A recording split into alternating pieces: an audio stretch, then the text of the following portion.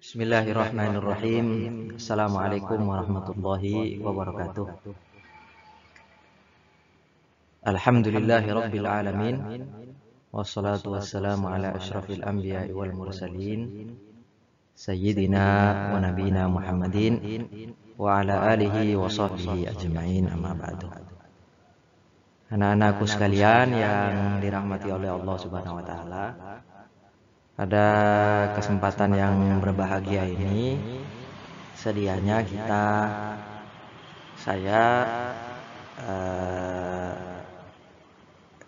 pembelajaran kita akan dilangsungkan secara tatap muka, tetapi pada kesempatan kali ini Bapak tidak bisa hadir karena harus ada kegiatan bersamaan, tetapi agar kalian tidak tertinggal ya dalam proses pembelajaran, maka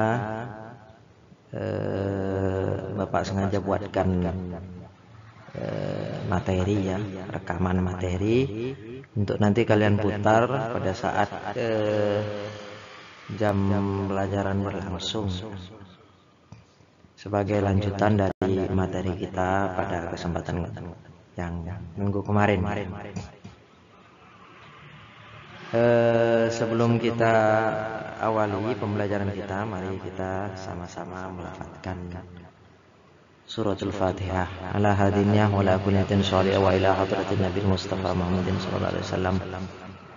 Al-Fatihah. A'udzubillahi minasyaitonir rajim. Bismillahirrahmanirrahim. Alhamdulillahirabbil alamin arrahmanir rahim maliki yaumiddin. Iyyaka na'budu wa iyyaka nasta'in ihdinas siratal mustaqim siratal ladzina an'amta 'alaihim ghairil maghdubi 'alaihim. Baik, anak-anakku sekalian yang dirahmati oleh Allah Subhanahu wa taala, pada kesempatan kali ini kita akan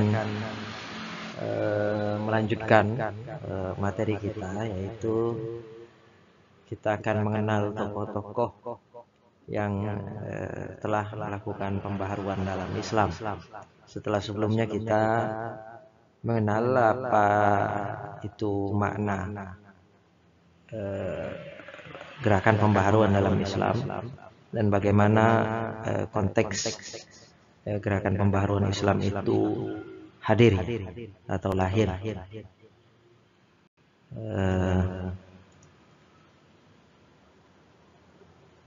Baik. Kita akan mengenal sosok Muhammad Ali Pasha.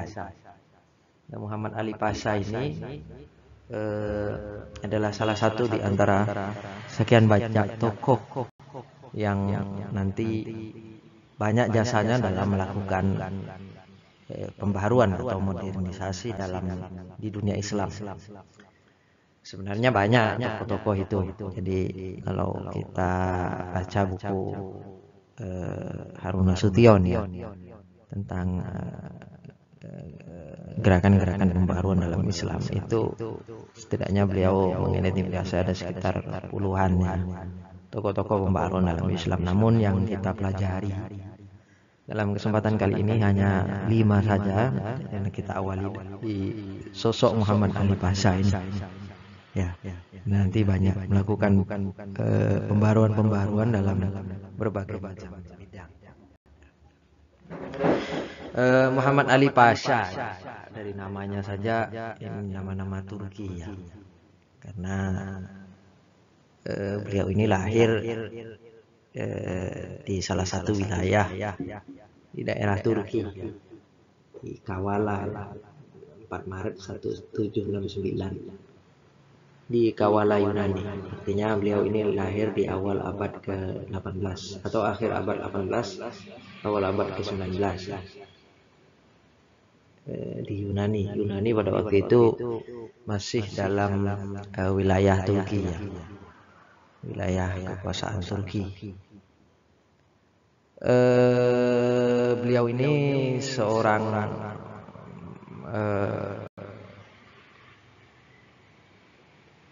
prajurit ya. Walaupun sebelumnya beliau ini adalah seorang bekerja sebagai pemungut pajak di Daulah Utsmani, sampai akhirnya kemudian beliau diangkat menjadi masuk dalam dinas militer ya. Karena pada waktu itu Turki sangat membutuhkan perwira-perwira yang kemudian ditugaskan untuk kemudian menangani wilayah-wilayah kekuasaan Turki Utsmani yang pada waktu itu satu persatu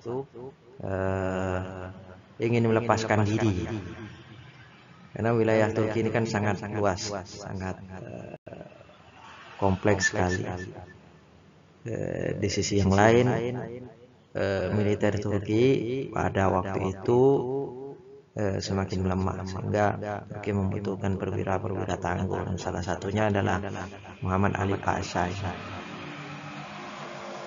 Dan masuk dinas militer, sempat menjadi wakil perwira serta terlibat aktif dalam mengusir pasukan Napoleon Bonaparte ya. Jadi sebelum tahun 1801 Napoleon Bonaparte ini salah satu pemimpin Prancis. Beliau ini melakukan ekspedisi ya ke wilayah Mesir. Ekspedisi yang sangat berarti juga dalam dunia Islam, karena berkat ekspedisi Napoleon Bonaparte inilah kemudian nanti dunia Islam kembali melakukan kontak intelektual ya dengan dunia Barat. Nah, pada waktu itu juga Prancis mengalami perubahan sosial yang cukup besar sebagai akibat dari revolusi Prancis ya. Nanti dalam lain kesempatan kita akan ceritalah sedikit tentang revolusi Prancis itu. Nah, tetapi ekspedisi Napoleon Bonaparte ini gagal karena beliau kemudian harus kembali lagi ke Prancis, sampai akhirnya Mesir dapat kembali jatuh ke tangan Turki Utsmani berkat tangan dinginnya Muhammad Ali Pasha ini. Ya, jadi berkat kegigihan Muhammad Ali Pasha, beliau mampu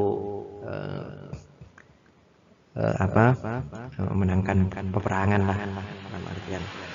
Sampai akhirnya kemudian Turki mempercayakan beliau menjadi syarif atau menjadi wakil ya, wali atau gubernur Mesir di tahun 1805 ya. Walaupun sebenarnya dinamika juga.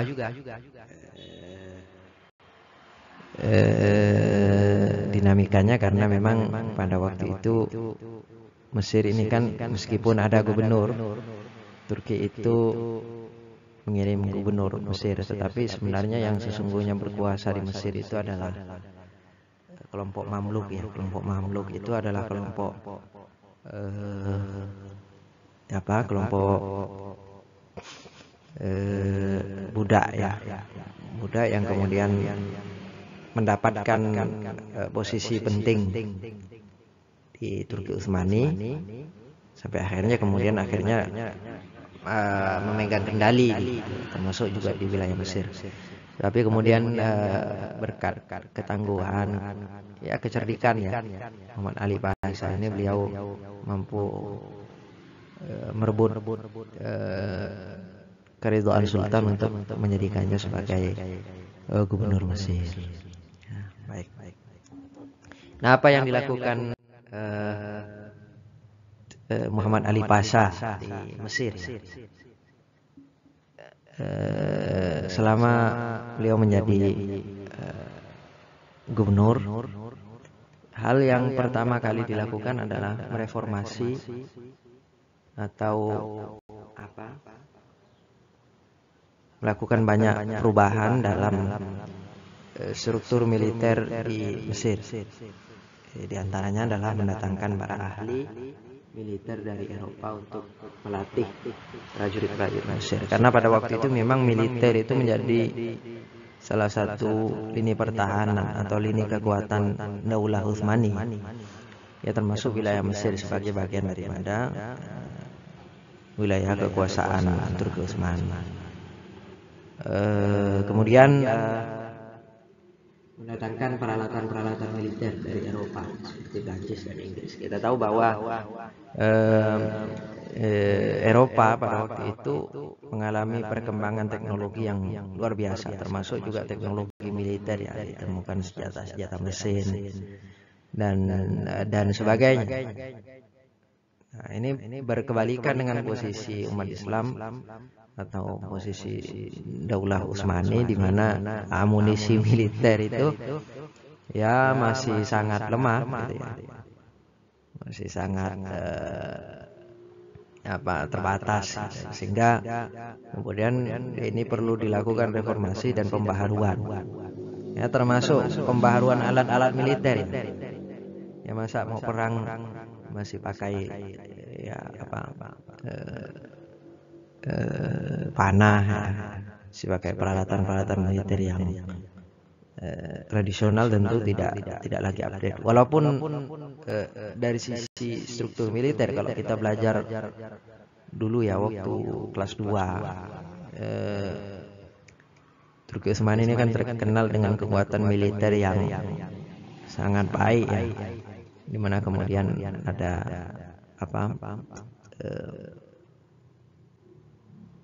semacam pembagian tugas, ada perwira ya, kavaleri, ada janissary, ada prajurit ya. Dan itu kemudian yang menjadikan Turki itu militernya ditakuti ya oleh bangsa-bangsa lain hingga abad ke-18. Tetapi setelah itu kemudian posisi ini melemah ya, salah satu penyebabnya itu kan mungkin alat-alat militernya perlu direformasi. Salah satunya ini yang dilakukan oleh Muhammad Ali Pasha. Yang terakhir adalah menjadikan para petani untuk mengikuti wajib militer. Wajib militer ini semacam ya pasukan angkatan kelima lah, selain juga pasukan-pasukan militer yang resmi.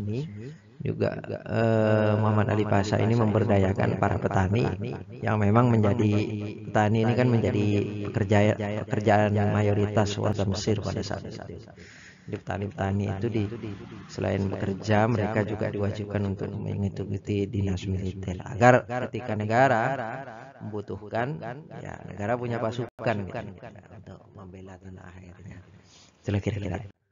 Selanjutnya adalah dalam bidang ekonomi, karena bagaimanapun ya militer juga perlu ditopang oleh kekuatan ekonomi. Di antaranya adalah meningkatkan irigasi. Jadi irigasi ini pengairan ya, karena pada waktu itu mayoritas di Mesir itu adalah petani, sehingga mereka sarana-sarana yang berkaitan dengan pertanian untuk meningkatkan kualitas hasil tani itu perlu ditingkatkan, sehingga salah satunya adalah dengan meningkatkan irigasi pengairan ya. Apalagi Mesir itu kita tahu juga kan termasuk daerah padang pasir kan, daerah gurun. Walaupun mungkin juga ada wilayah-wilayah yang subur ya, tetapi kalau tidak dikelola dengan baik kan tentu wilayah pertanian ini juga tidak terlalu banyak dampaknya. Tetapi dengan adanya tambahan sarana irigasi ini akan menambah hasil pertanian warga Mesir. Selanjutnya adalah menyelesaikan terusan kuno ya, terusan yang menghubungkan antara Nil dan Alexandria. Capaian-capaian dalam bidang pendidikan diantaranya adalah membentuk Kementerian Pendidikan, kemudian membuat sekolah-sekolah ya, ada sekolah militer, sekolah teknik, sekolah pertanian, sekolah kedokteran. Ya, ini rata-rata ilmu umum semua, karena Ali Pasha melihat bahwa salah satu cara agar kita bisa bangkit adalah ya menguasai sains dan teknologi tadi. Kemudian mengirim pelajar-pelajar ke Prancis untuk mempelajari pengetahuan berupa sains dan ilmu teknologi di Prancis. Kemudian mengejarkan gerakan penerjemahan ya, buku-buku umum ya, dari bahasa Barat ke bahasa Arab. Kemudian ya, yang terakhir adalah menerbitkan majalah Al-Waqi'i. salah satu majalah berbahasa Arab di tahun 1828. Artinya ahli bahasa ini melihat bahwa perkembangan ilmu pengetahuan dan teknologi itu melihat sangat penting bagi kemajuan peradaban dunia pada waktu itu, karena memang tren dunia pada waktu itu kan memang tren di mana sains dan teknologi ilmu pengetahuan itu menjadi titik tolak majunya sebuah peradaban, ya kan? Dunia yang disebut dengan dunia logosentris, ya, dunia serba pengetahuan, ya, berbeda dengan era-era sebelumnya kan. Kalau era-era sebelumnya kan manusia berdebat soal bagaimana merawat alam semesta, bagaimana tentang keberadaan Tuhan dan sebagainya. Tapi di abad modern semuanya itu kemudian beralih, semuanya harus diukur dengan pengetahuan, termasuk juga hadirnya sains dan teknologi ini. Nah, sehingga kemudian ahli bahasa melihat bahwa agar sebuah bangsa maju, ya salah satunya adalah melalui sains dan ilmu pengetahuan. Ya. Ini yang kemudian dilakukan oleh Muhammad Ali Pasha melalui bidang-bidang penerjemahan ini. Saya kira itu mungkin yang dapat saya sampaikan dalam kesempatan yang berbahagia ini. Mudah-mudahan ini menjadi pengantar sederhana ya untuk memahami tokoh Ali Pasha dan beberapa kebijakan-kebijakannya serta dampaknya dalam pembaharuan di dunia Islam. Mari kita akhiri pembelajaran kita dengan bersama-sama melafadzkan hamdalah. Alhamdulillahirabbil alamin. Wal afu minkum wallahul muwaffiq ila aqwamit thoriq. Assalamualaikum warahmatullahi wabarakatuh.